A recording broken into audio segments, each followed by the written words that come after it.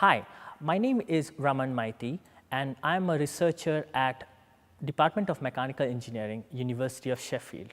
Today, I'm going to show some experiments how to understand tribology. Tribology is a study of friction and wear.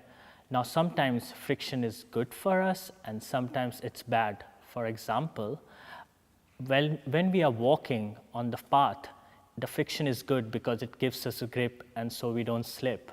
But sometimes friction is bad, as I said earlier, like in joints. If we say knee joint, when the joint on joint interacts with each other, if there's a lot of friction, there'll be wear, there'll be rubbing up of materials, and that's really bad for us. Okay, this experiment, if you want to think as an example, let's talk about Spider-Man. You have seen all the Marvel comics, movies about Spider-Man. How do Spider-Man goes up the wall even without slipping? Because he has got very good grips in his fingers. So if you see on the back, there's a Spider-Man which goes up and down, and we have related that to how the friction between the finger and the surface changes. This equipment is made such a way that it can measure the friction or rubbing between your finger and any surface.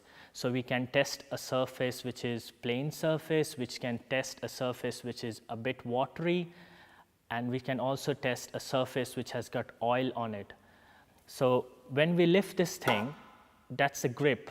You're trying to grip the thing, and when we release it, it just slips from our hand, and that's where when it slips, we measure the friction. And whatever friction we are getting here, it's converted into a height which the Spider-Man can go up and down. To understand the tribology better, we will try to see whether oil and water helps us gripping the object better or worse.